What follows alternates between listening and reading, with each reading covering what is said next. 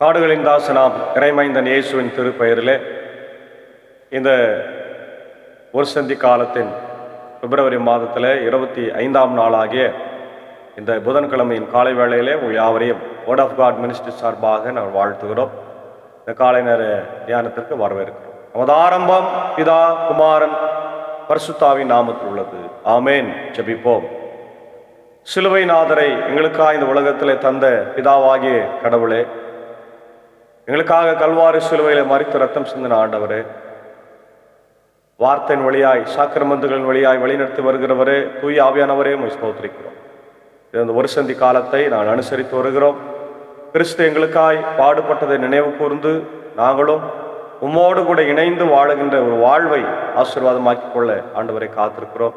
இந்த நாட்களை எங்களுக்கு ஆசீர்வதியும். குறிப்பாக இந்த நாளின் இறை செய்தி, பாடல் வேலை, ஜெப வேலை ஆசீர்வதித்து தாரும். உங்களுடைய குழுவை நீர் எடுத்து பயன்படுத்தும். கேட்டு பயன்பெறுகிற எல்லா மக்களுக்கும் உடைய இறை ஆசிரியர்களை கரத்திலிருந்து தந்து வழி நடத்தும். சிலுவை நாதர் இயேசுவின் மூலம் ஜெபிக்கிறோம் நல்ல பிதாவே. ஆமேன். காலை வேளையிலே ஆண்டவருடைய பாடல்களை நினைவு கூர்ந்து பாட கல்வாரி அன்பை எண்ணிடும் வேளை என்கின்ற அழகான ஒரு பாடலை சாரோடு இணைந்து நாம் பாடுவோம். கல்வாரி அன்பை எண்ணிடும் வேளை.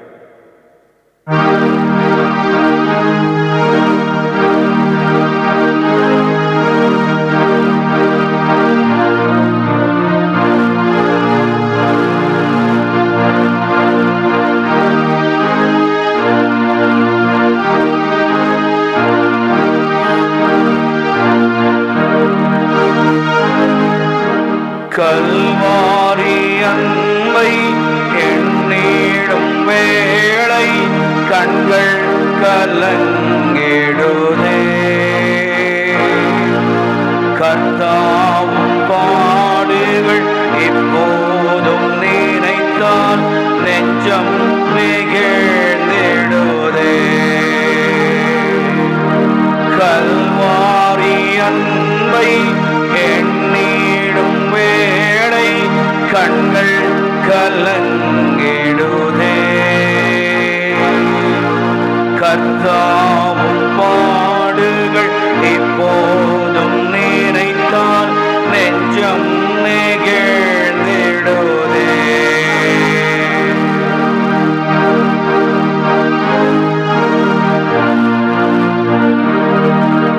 கெத்செமனே பூங்காவிலே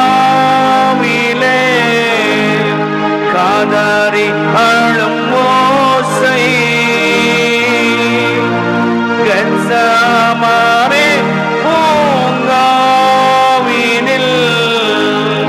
காதறி அழும் ஓசை. எத்தீசையும் தோணிக்கின்றதே, எங்கள் மனம் தீகைக்கின்றதே. கண்கள் கலங்கிடுதே. கண்கள் கலங்கிடுதே. கல்வாரி அன்பை எண்ணிடும் வேளை கண்கள் கலங்கிடுதே. கர்த்தாவும் பாடுகள் இப்போதும் நினைத்தால் நெஞ்சம் நெகிழ்ந்திடுதே.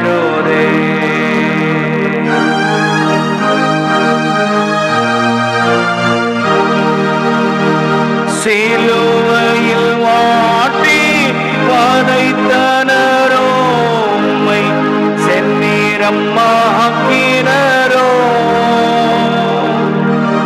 சிலுவையில் வாட்டி பதைத்தனரோ, உம்மை செந்நிறம் ஆக்கினரோ.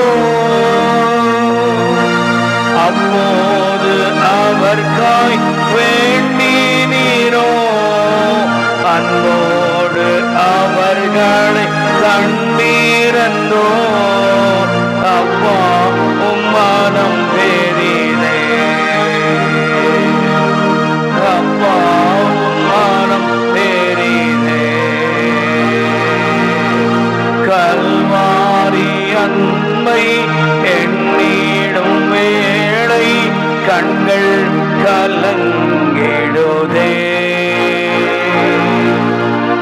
கர்த்தாவும் பாடுகள் இப்போதும் நினைத்தால் நெஞ்சம் நெகிழ்ந்திடுதே.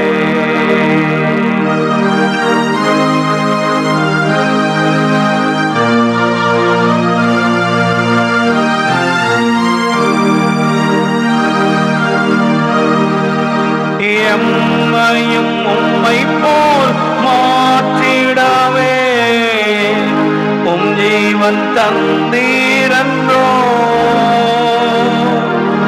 எம்மையும் உம்மை போல் மாற்றிடவே உம் ஜீவன் தந்தீரன்றோ. எங்களை தாரை மட்டும் தாழ்த்துகின்றோம், தந்துவிட்டோம் அன்பின் கரங்களிலே. ஏற்று என்றும் நடத்தும், ஏற்று என்றும் நடத்தும். கல்வாரி அன்பை எண்ணிடும் வேளை கண்கள் கலங்கிடுதே. கர்த்தாவும் பாடுகள் இப்போதும் நினைத்தால் நெஞ்சம் நெகிழ்ந்திடுதே. கல்வாரி அன்பை எண்ணிடும் வேளை கண்கள் கலங்கிடுதே. கர்த்தாவும் பாடுகள் இப்போதும் நினைத்தால் நெஞ்சம் நெகிழ்ந்திடுதே. நெஞ்சம் நெகிழ்ந்திடுதே. நெஞ்சம் நெகிழ்ந்திடுதே.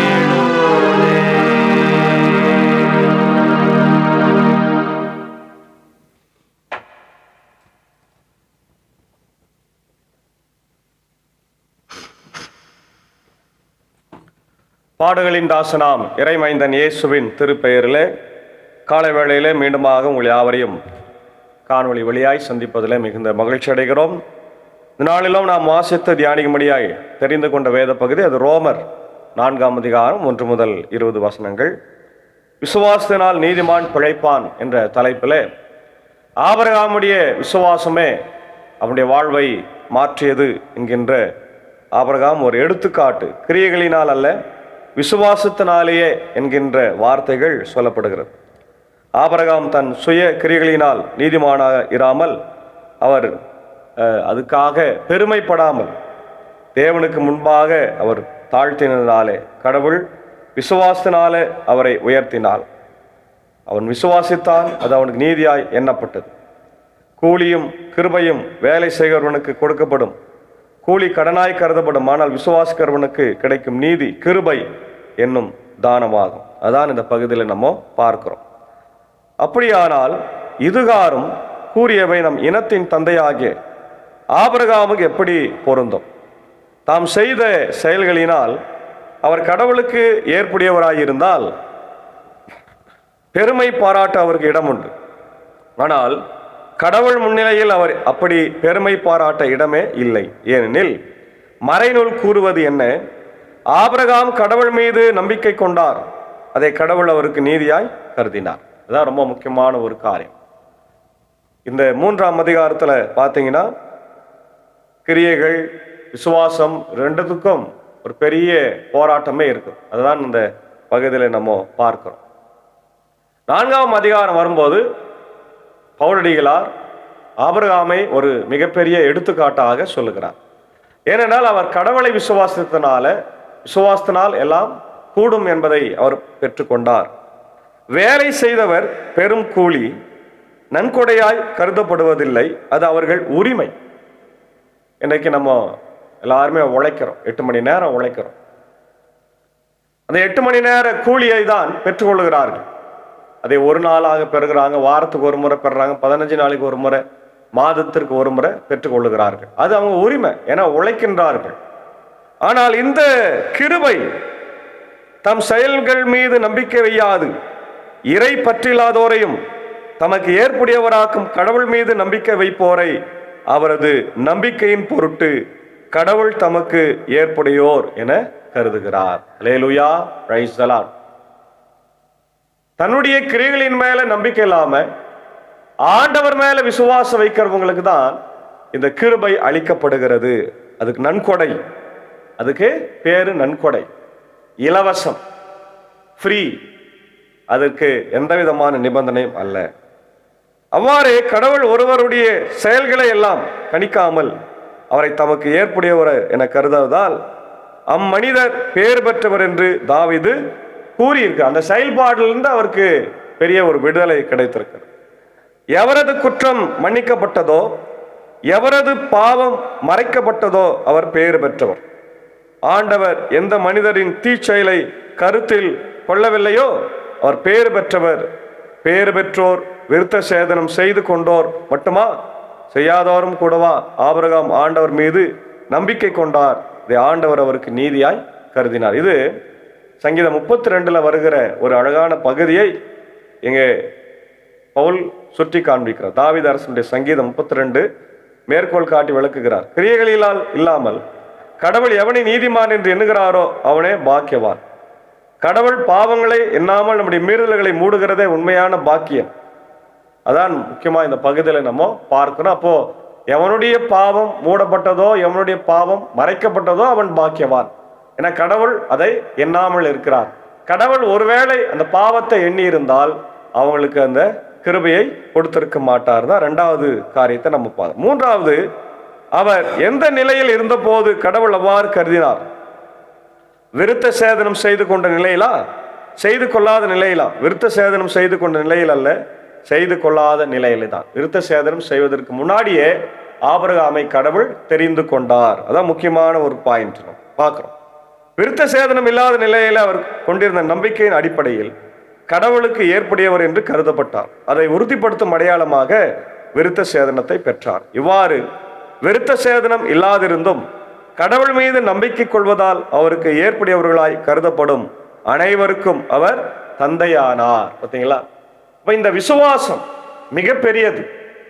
கடவுள் மேல கொண்டிருக்கிற பற்று, கடவுள் மேல கொண்டிருக்கிற உறுதியான நம்பிக்கை, இவை எல்லாவற்றையும் அசைக்க முடியாத எல்லாவற்றிலும் அசைக்க முடியாத ஒரு பாத்திரமாய் விளங்கினவர் ஆபிரகாம். அதனால அவரை இங்க பவுலடிகளார் நமக்கு ஒரு பெரிய எடுத்துக்காட்டாக சொல்லுகிறார். விருத்த சேதனம் பெறுவதற்கு முன்னதாகவே அவர் நீதிமானாய் விளங்கினார். ஆமென். கிரியைகளின் மேல அவர் நம்பிக்கை வைக்காம விசுவாசத்தின் மேல நம்பிக்கை வைத்தார், கடவுள் மேல நம்பிக்கை வைத்தார். அதுதான் இந்த பகுதியில் நம்ம பார்க்கிறோம். அதனால அவர் எல்லாருக்கும் விசுவாசிகளின் தந்தையாய் மாறினார் என்று பார்க்கிறோம். அதுபோல விருத்த சேதனம் பெற்றிருந்தும் அதுவே போதும் என்று இருந்து விடாமல் நம்பிக்கை கொண்டிருப்பவர்களுக்கும் அவர் தந்தையானார். பார்த்தீங்களா? விருத்த சேதனம் பெற்று போதும் இல்லை, அதை பெற்றவர்க்கும் அவர் தந்தையாய் இருக்கிறார். எப்படி எனில், நம் தந்தையாம் ஆபிரகாம் விருத்த சேதனம் பெறும் என்பது நம்பிக்கை கொண்டிருந்தது போல இவர்களும் நம்பிக்கை கொண்டார்களே, அவருடைய அடிச்சுவடுகளை பின்பற்றுகிறார்கள். அப்போ எல்லாருமே நம்பிக்கை தான், விசுவாசம். நம்பிக்கையினால கடவுளை பின்பற்றுகிறோம், கிரியைகளினால அல்ல. இல்லையா? அது ரொம்ப ரொம்ப அவசியமாய் இருக்கிறது. அடுத்த பகுதி பார்க்கிறோம். நம்பினோருக்கே வாக்குறுதி பயன் தரும். அப்போ ஆபிரகாம் விருத்த சேதனம் பண்ணப்படுவதற்கு முன்னே விசுவாசத்தினாலே நீதிமானாக்கப்பட்டார். எனவே அவர் விருத்த சேதனம் உள்ளவர்களுக்கும் இல்லாதவர்களுக்கும் அவர், அதாவது யூதர்கள், புறஜாதியார் எல்லாருக்கும் அவர் தகப்பனாய் இருக்கிறார். ஞான ஸ்நானம், சடங்குகள் போன்றவை ரட்சிப்பை தருவதில்லை, ஆனாலும் அவை விசுவாசத்தின் அடையாளம். ஞான ஸ்நானம் நம்மை ரட்சிக்கிறது என்று நமக்கு பவுல் சொல்லுகிறார், அதே நேரத்தில் மார்ட்டின் லூத்தர் சொல்லுகிறார். ஆனால் வெளிப்புற சடங்குகள் நம்ம ரட்சிப்பது இல்லை. விசுவாசமே நியாயப்பிரமாணத்தின் மேலானது என்பதை நம்ம பார்க்கின்றோம். உலகமே அவருக்கு உரிமை சொத்தாகும் என்னும் வாக்குறுதி ஆபிரகாமுக்கோ அவருடைய வழிமரபினர்களுக்கோ திருச்சட்டத்தை கடைபிடித்ததால் கிடைக்கவில்லை. நம்பிக்கை கொண்டு கடவுளுக்கு ஏற்புடையவர், அதனால்தான் வாக்குறுதி கிடைத்தது. ஏனெனில் திருச்சட்டத்திற்கு உட்பட்டவர்களுக்கு தான் அந்த உரிமை, பேரு கிடைத்தது, சொத்து கிடைத்தது. நம்பிக்கை கொள்வது பொருளற்றதாகும், அந்த வாக்குறுதியும் செல்லாததாகும். இல்லையா? இந்த உரிமை சொத்து கிடைக்கும் எனின் நம்பிக்கை கொண்டு இதனால்தான் எனக்கு சொத்து கிடைத்தது என்று சொல்லுவது வீண் என்று பவுல் சொல்லுகிறார். திருச்சட்டம் இறைவனின் சினத்தை வருவிக்கிறது, சட்டம் இல்லை எனில் அதை மீறவும் இயலாது. இல்லையா? நியாயப்பிரமாணத்தை பற்றி நாம் பார்க்கும்போது அது ஒரு வாதியார் மாதிரி நம்மளை கடவுளுக்கு நிறைய வழி நடத்துகிறது, ஆனால் அது ரட்சிக்காது. அதே நேரத்தில் திருச்சட்டத்தை பார்க்கும்போது ஒரு கண்ணாடி மாதிரின்னு நம்ம வேதத்தில் பார்க்குறோம். திருச்சட்டம் என்பது ஒரு கண்ணாடி, ஒரு ஆசிரியர், ஒரு குதிரையினுடைய கடிவாளம் என்பது நம்ம பார்க்கிறோம். அதே போல மேஸ்திரி கையில் இருக்கிற ஒரு தூக்கு நூல் என்பதை நம்ம பார்க்கிறோம். ஏன்னா இவையெல்லாம் நம்ம மனுஷனை அளவீடு செய்வதற்காக பயன்படுகிறது தவிர, நீ எந்த அளவுக்கு வாழ்ற அப்படின்னு சொல்லி பயன்படுவதை தவிர நீ ரட்சிக்கப்பட்டா என்று சொல்ல முடியாது, கடவுள்கிட்ட நம்மள சேர்க்காது. அதான் அழகா மார்ட்டின் லூத்தர் சொல்றாரு. ஆகவே கடவுளின் அருள் செயலால் நம்பிக்கை வாக்குறுதியின் அடிப்படையாற்று. இவ்வாறு வாக்குறுதி ஆபிரகாம் வழிவந்தவர்கள் எல்லாருக்கும், திருச்சட்டத்திற்கு உட்பட்டோருக்கு மட்டுமல்ல, அவரை போல கடவுள் மீது நம்பிக்கை கொண்டோருக்கும் உரியது என்பது உறுதியாயிற்று. ஆபிரகாம் நம் அனைவருக்கும் தந்தையானார். நல்லா கவனிங்க, ஆபிரகாம் நியாயப்பிரமாணத்தை பின்பற்றினதனால் அல்ல, ஆபிரகாம் கடவுளின் கிருபையை பெற்றதனால் மட்டுமே அவன் நீதிமானாக்கப்பட்டு உலகத்தில் இருக்கிற எல்லாருக்கும் விசுவாசிகளின் தகப்பனாய் மாறினாரே தவிர, நியாயப்பிரமாணத்தை செய்துட்டு நான் இதை செஞ்சுட்டு இருக்கிறேன் ஆனால் என்னை கடவுள் ஆசீர்வச்சாருன்னு லீகலிசம் பேசல. அதை செய்தால் இது, இதை செய்தால் இது என்பது லீகலிசம். அப்புறம் ஏனெனில் எண்ணற்ற மக்களின் எங்களுக்கு உம்மை நான் தந்தையாக்குகிறேன் என்று மறைநூலில் எழுதி உள்ளது. ஆம், இறந்தவர்களை வாழ்விப்பவரும் இல்லாததை தம் வார்த்தையால் இருக்க செய்பவருமாகிய கடவுள் மீது நம்பிக்கை கொண்டு அவர் முன்னிலையில் ஆபிரகாம் நம் தந்தையானார். பார்த்தீங்களா? இல்லாதவர்களை இருக்கிறவர்களை போல அழைக்கிற ஆண்டவருக்கு முன்பாக கடவுள் விசுவாசத்துல ஆபிரகாமை வழி நடத்தியிருக்கின்றார், நம்பிக்கை கொண்டார். அதான் பார்க்கிறோம் இல்லையா? உன் வழிமரபினர் எண்ணற்றவராய் இருப்பர் என்றும் அவருக்கு சொல்லப்பட்டது. இக்கூற்று நிறைவேறும் என்னும் எதிர்நோக்கு இடம் இல்லாதது போல தோன்றியனர். அவர் எதிர்நோக்கினார், தயங்காமல் நம்பினார். ஆகவே அவர் பல மக்களுக்கு தந்தையானார். தமக்கு ஏறத்தாழ 100 வயது ஆகிவிட்டதால் தமது உடலும் சாராவுடைய கருப்பையும் செத்தவை போல ஆற்றலற்று போய்விட்டதை எண்ணி பார்த்த போது கூட அவர் நம்பிக்கையில் உறுதி தளரவில்லை. கடவுளின் வாக்குறுதியை பற்றி ஐயப்படவே இல்லை. நம்பிக்கையில் அவர் மேலும் வலுப்பெற்றார், கடவுளை பெருமைப்படுத்தினார். அல்லேலூயா, பிரைஸ் தி லார்ட். பாருங்க, கடவுள் ஆபிரகாமை அழைக்கிறாரு. அழைக்கும் போது அவர் கீழ்ப்படிந்து வராரு. ஆதியாகமம் 12ஆம் அதிகாரத்தில் பார்க்கிறோம். அவர் சொல்றாரு, நான் உன்னை பெரிய ஜாதி ஆக்குவேன், உன் பேரை பெருமைப்படுத்துவேன், உன்னுடைய ஜனத்தை நான் பெரிய திரளாய் மாற்றுவேன்னு சொல்றார். ஆசீர்வாதத்தை கொடுக்குறார். அவரும் வந்துடுறார். ஆனால் அவருக்கு என்ன இல்லை, குழந்தை இல்லை.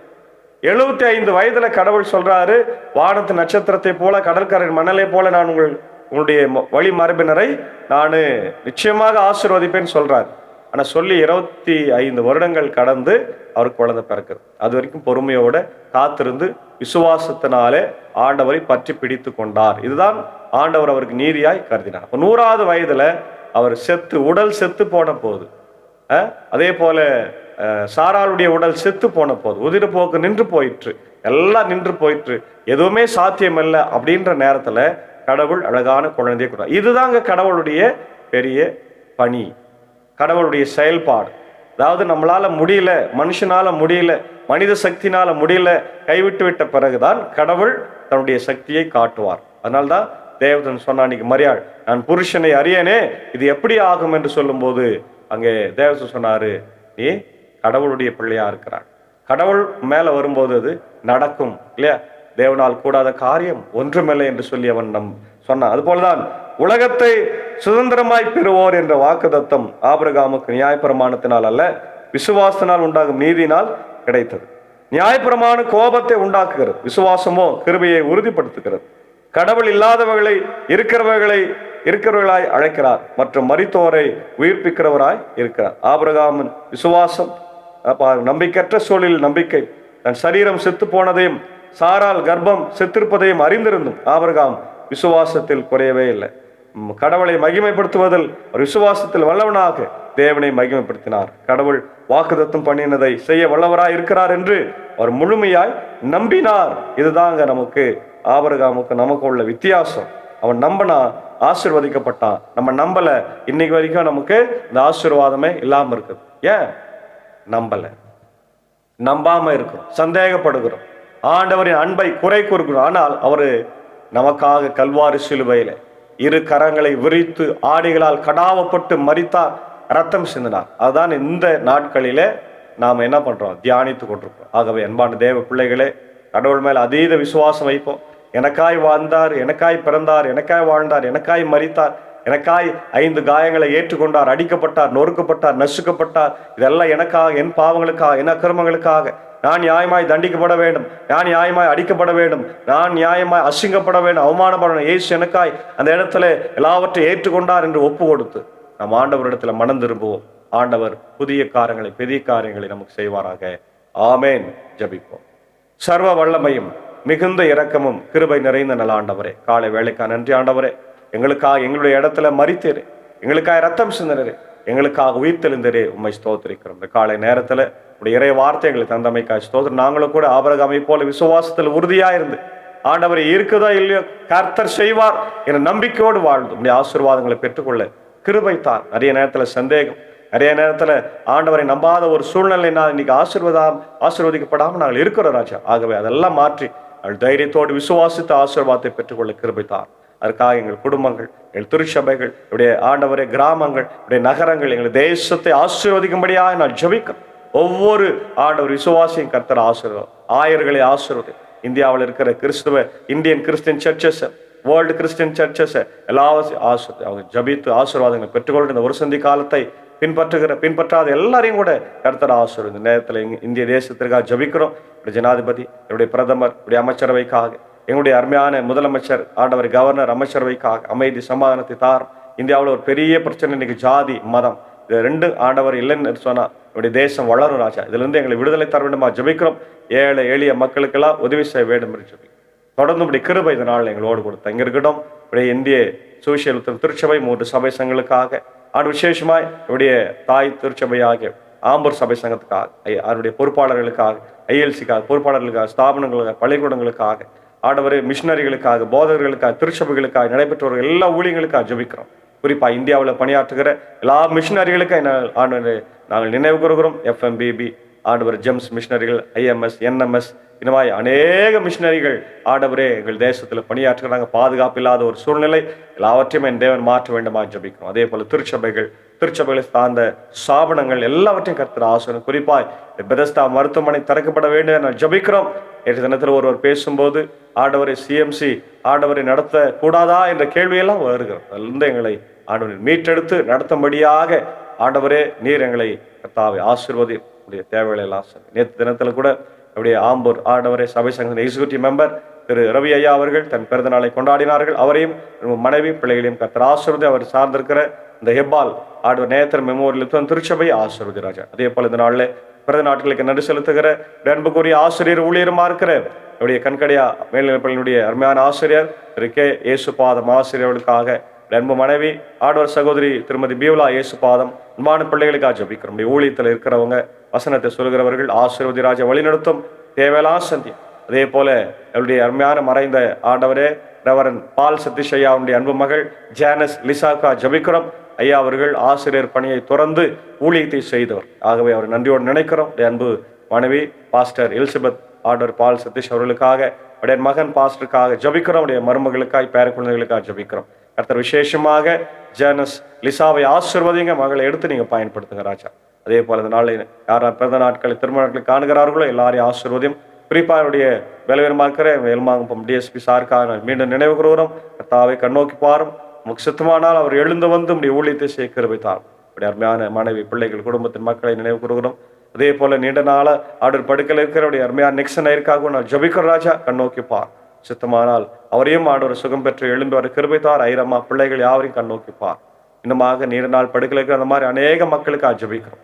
ஆண்டவர் பலவீனமாக இருக்கிற மக்களுக்காக ஜபிக்கிறோம். என்னுடைய கனடி டாக்டர் அன்பு ஆண்டவரே சம்பந்தியம்மா ஃப்ளாரன்ஸ் பக்தநாதனுக்காக, ஆண்டவரே அதே போல அவருடைய அன்புக்குரிய சகோதரி ஆண்டவரே மெர்லின் கார்த்திகாவுக்காக ஜபிக்கிறோம். கண்ணோக்கி பாரும், பலவீனங்களை எல்லாம் மாற்றும். இதனால் பிறந்த நாளை திருமண நாளை காணுகின்ற யாவரையும் ஆசீர்வதிக்க வேண்டுமா ஜபிக்கிற இந்த ஊழியத்தில் எங்களோடு இருக்கிற அன்பர் சாரியும் ஏஞ்சக்காவையும் அன்பான பிள்ளைகள் மாத்தால் மரியாளையும் அன்புக்குரிய சாகசாரி டீச்சரை அடியனின் குடும்பத்தாரை ஆசிரியர் வழிநடத்தும் தயவழி சந்தியும் ஆண்டவர் அடியன் பணியாற்றுகிற பாபன பள்ளி மின்னூர் வடகரை மேல்சாரம் திருச்சபைகள் குடும்பங்கள் ஆசிர்வது குறிப்பாய் பாபனி திருச்சபை கட்ட வேண்டும். தேவையான பண உதவி பொருளாதார உதவி இதை பார்த்து கேட்டு ஆண்டவரை கொடுக்கவும் ஜபிக்கவும் கர்த்தர் கிருபை தர வேண்டுமா ஜபிக்கவும். தொடர்ந்து இந்த நாளின் பணிகள் பயணங்களை கர்த்தர் எங்களுக்கு ஆசீர்வதித்து தாரும். நம்முடைய இறை வார்த்தை கேட்டு ஆசீர்வதிக்கப்படவும் ரட்சிக்கப்படவும் ஆண்டவரே விடுதலை பெறவும் சமாதானத்தை பெற்றுக்கொள்ளவும் கர்த்தர் கிருபை தார். இறை பொறுப்பேற்று ஆசீர்வதியும். எங்களுக்காக கல்வாரி சிலுவையில் மரித்து பாடுபட்டு உயிர் தெளிந்த ரட்சகர் ஆகிய இயேசுவின் மூலம் ஜெபிக்கிறோம் நல்ல பிதாவே, ஆமேன். எல்லா வல்ல தந்தை மகன் தூய் ஆவியின் ஆசைகள் இந்த நாளிலே நம்ம அனைவரோடு கூட இருப்பதாக. ஆமேன். God plus.